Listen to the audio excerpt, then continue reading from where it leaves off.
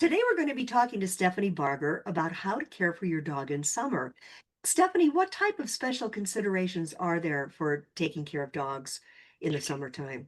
Well, a big one is the heat. So you want to make sure that your dog stays hydrated. If you are doing water activities with your dogs, it is possible for them what is called water intoxication, and that's when they're getting too much water. So if you're doing something like dock diving or they're playing in the water a lot, they can actually swallow water while they're playing, and so that can result in getting too much water. And so that's water intoxication. But I'm going to talk a little bit about dehydration, which is more common. And that is basically your dog is not getting enough water. So you want to be looking for things like lethargy, dry gums, in severe cases, heat stroke.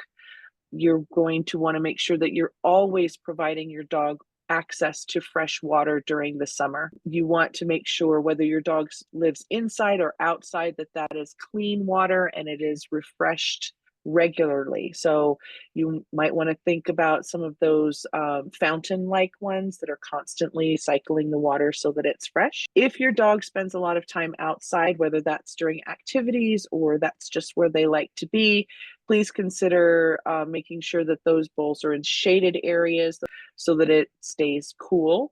You also might want to avoid reflective bowls. So um, those are some things to take into consideration. And you also want to make sure that you're offering your dog water every 20 to 30 minutes if you're out on an activity.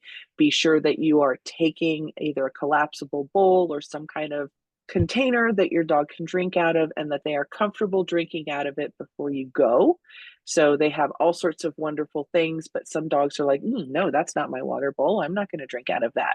So make sure that they are comfortable drinking out of whatever you're carrying the water in or plan on giving them the water in.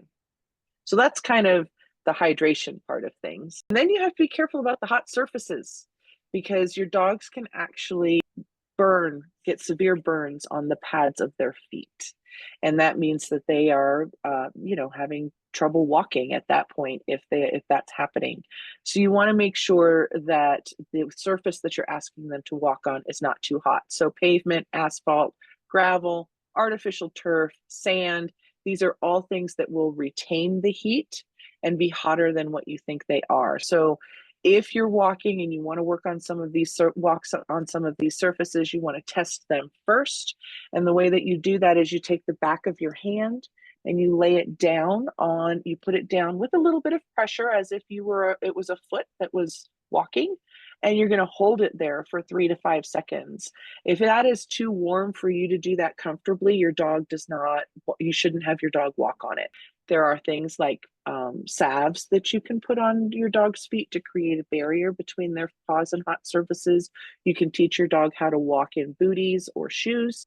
And if they are not amiable to either of these things, then you're going to make sure that you're going to walk on grass or dirt paths where the ground is going to stay cooler. Even concrete is going to become really, really hot.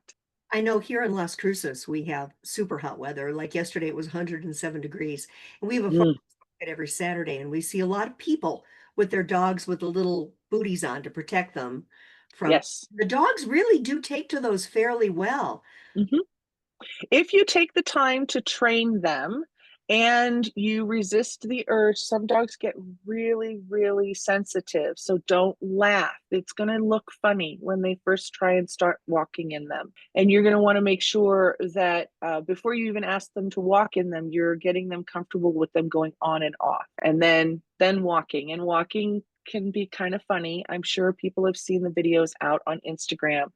Try not to laugh at your dog because some dogs are sensitive to that, and then it will, prevent them from wanting to keep working through with the boots. I had no idea dogs were sensitive, could be. Yes, yes. If you're laughing at them, some dogs don't like it. So, and then just a couple of other things. Make sure that you're watching out for heat stroke. On a 70-degree day, the inside of a car can reach 100 degrees in 20 minutes. That is deadly to your dog. You want to make sure, and that's at 70 degrees. So you can imagine how fast it's going to heat up when the temperature is hotter. So you want to make sure that you know the signs for heat stroke: excessive panting, drooling, vomiting, acting lethargic. Immediately get your dog cooled. Please do not use ice or cold water. What you're going to use is cool water, and you can use a fan, and also cool them down with wet towels, but make sure you're using cool water, not cold water or ice water. It's too big of a shift. What else do we need to know? Anything? This is great. Uh, Bug prevention. Make sure you have them protected from mosquitoes, fleas, and ticks, all of which will carry disease. Okay, ticks are Lyme disease and Rocky Mountain fever. Mosquitoes are heartworms, so make sure that your dogs are protected from those. You also may want to keep them indoors at dawn and dusk when mosquitoes are most active. And then finally, summer grooming. Please make sure that you are getting all of that undercoat out from your dog, because it will maintain heat unnecessarily. I do not suggest that you shave your long-haired dogs. They have mechanisms in place to help keep cool, and you will ruin their coat. In most instances, it will never grow back the same. And so if you are really concerned about your dog's comfort during the summer, I would get with a good groomer who can thin out their coat rather than shaving it down. That's pretty much it. That's great. What wonderful information. I really We're going to be doing another one that we'll be posting more toward the fall about special considerations for your dogs for autumn. So watch for that. And just as a reminder, if you do need Stephanie for any reason, she's a wonderful animal behaviorist, quite the expert. You can see all the lists of her credentials in the show notes. She's available for your calls. So thank you very much, Stephanie. We'll see you here again soon. All right, bye-bye.